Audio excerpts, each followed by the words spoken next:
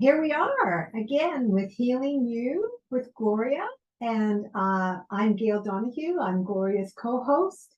And I'm so excited to be here today, Gloria, to hear from you all about this path of least resistance. You've piqued my curiosity, and I want to learn more about this path of least resistance.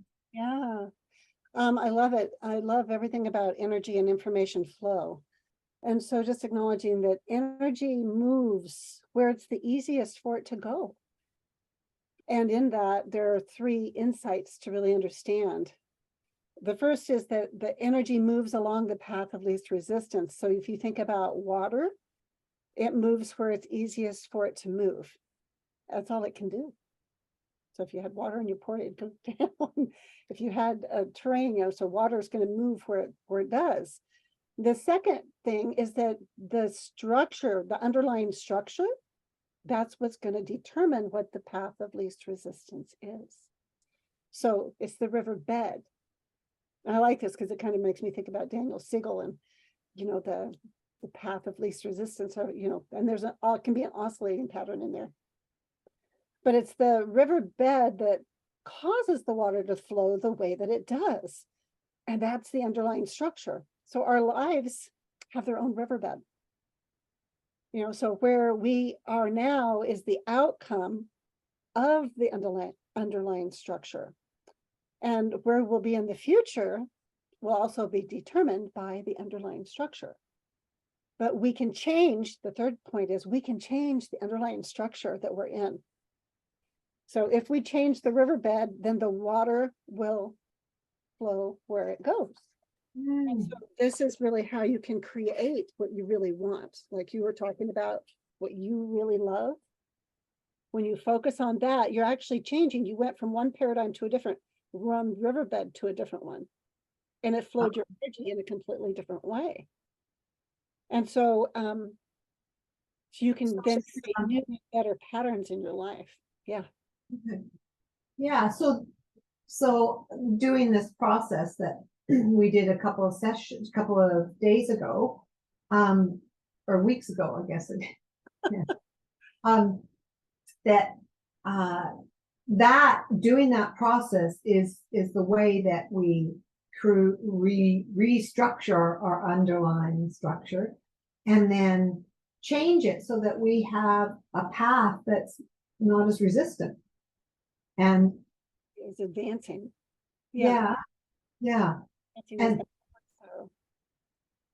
And then with the creating a different underlying structure, this is what I'm getting. And then we have a path that's less resistant.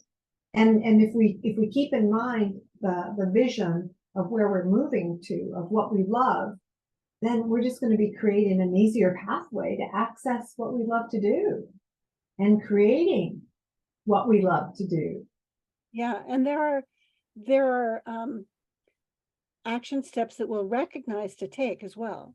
So it's really key to remember we want to have that structural tension. We want to recognize the two different underlying structures. Choose what we love, then the energy from what we now have and can see, we can see what action steps to take to that be our future. And some of those choices may take years, like a lifetime. And some you can get, in a day. I'm going to make dinner. You can use this as a practice to really get good at recognizing. And some of us, we do this, we don't recognize it. Oh, I think I want to make pizza for dinner. Okay, my current reality, I don't have any pizza. What do I need to make my homemade pizza? So those are all my little action steps that I can take. And when I take the time to actually note them down and then recognize I've done them, I'm empowering myself. And I end up with this beautiful pizza. Yeah, I really like that example that you gave right then, Gloria, about choosing to make pizza for dinner and then having the result of a yummy pizza that you want to eat. Because I think sometimes when we're talking about current reality and then moving towards what we love and a different future vision, that can feel so overwhelming or seem overwhelming. Do you have another example that you could give us of where you've chosen to move towards your what you love and your heart loves, and moving towards your new vision that has some actionable steps there that could be for our viewers something that they can see as a possibility for them to access as well? Yeah, I've been, thank you, Gail. I've been doing these practices and doing my best to really get better at recognizing my patterns and making conscious choices. So even with the pizza, instead of just going by rote and making the pizza, when I slow down and I'm consciously making choices and recognizing my underlying structure, it strengthens that propensity.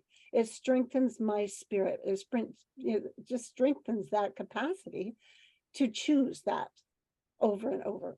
Just like you said, oh, I'm going to do this and I'm going to recognize it at the end of the day. So something that I've been creating, and it's not quite done, but it's nearly there, is I wanted to write a new ebook. I wanted to create something that would be a gift to people, that would introduce them to this way of being in the world. That they don't have to stay stuck in all these oscillating patterns that they have. And so when I wanted to do that, then I'm like, okay, then I'm going to write down what my current reality is. But first I'm going to go to my vision. What do I love? And so I wanted to create something that would, an ebook that would be beautiful, and that it would easily define how you can live a life you love. Because that's the main thing I love to share with people. I love to talk to people and find out, what do you love? And then support them as they can develop the steps that they need to take to get there, so they're successful. And so there's a structure. At the top, you put down what you love, and at the bottom you write what's your current reality. And you get really honest about that. Well, I had this beautiful vision. In reality, I had a vision. I didn't have anything tangible yet, right? And so I had an idea, but I could be specific about the idea I had. And then there's little lines that go up from one to the other, and I could start to write down. So I just would do a dump, just what are all the different steps? Like when I'm going to make a pizza, what do I want on my pizza? So it's exact same structure. You just start to list it down, just without any judgment. Just, you can put the order in later. You just want to, what are the things that come to me that I want to be able to put in there? And so I began to put things in there. So I wanted just an overview of what it's like to live a life you love. And then I wanted to have, oh, well, when you live the life you love, well, it'd be great. I like the number 7. How about if there's like 7 secrets that I could come up with, out of my own life experience. And then I want to detail that out. And then I want to make action steps in that. And then I got to kind of find a picture of myself. Oh, well, then I got to design the cover. Well, I need an intro. Well, I need to have a closure. So all these different things I would put in there. Oh, I better see if there's someone that could support me to edit and make sure, get more eyes on this. And then, get to where I can finally go, ta-da. Well, I'm not quite there, but I'm so close. And each time when I first went to do this, I came right up against my current reality, and I got to document it every time, every day. I would come back and I'd rewrite my current reality, because it would change. Oh, Underlying structures changing, and I get to experience it's changing. And because I'm doing it over a period of 2 weeks, I'm really getting more familiar with my underlying structure. oh, interesting. So, And very fascinating. And the first day, when I'm going to write down my overview, bump, I came right up against my pattern. And my pattern's like, I can't write. I'm going to write it wrong. I'm not going to get it right. I'm stupid.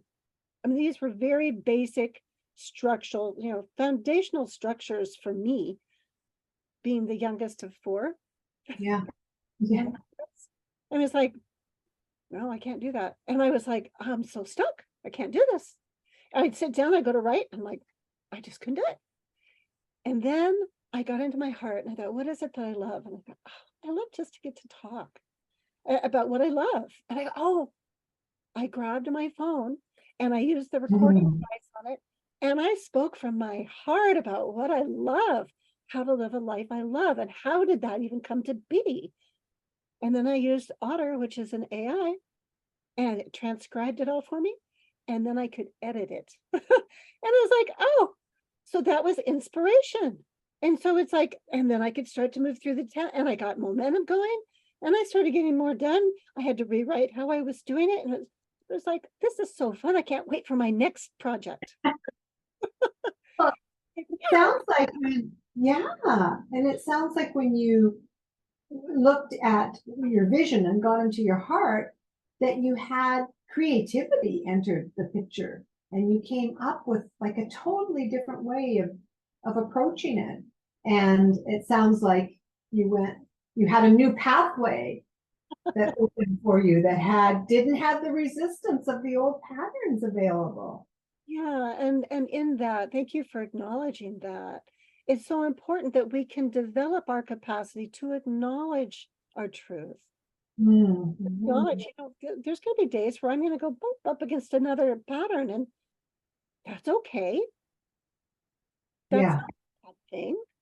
yeah, And it's not, I like the truth that it's really not personal. And that yeah, is freedom to step into our heart and to be who we did come here to be. yeah. Yeah, you mentioned that last time about that it's not personal, and that seems to be such a really key little nugget. Because as you were describing it and how it seemed like so comfortable to be able to look at your current reality and your patterns. Maybe that's something we can chat about in one of our future sessions about, how do we get more comfortable with looking at our current reality, and how do we move away from taking it personally? Oh yeah, that'd be really great. I'm really looking at perhaps that there are two major types of behavior that the structures produce. So let's explore that next time. That's a lovely Okay. idea. Lovely. Good. I'm looking, that's going to be another interesting one too. Thank you so much, Gloria, for being with me today. It was wonderful to hear your story and hear how excited you got in stepping into what you love and have that creativity open up for you. Yes. Creating something that's never existed before is so much fun. Okay. Bye. See you next time. Bye.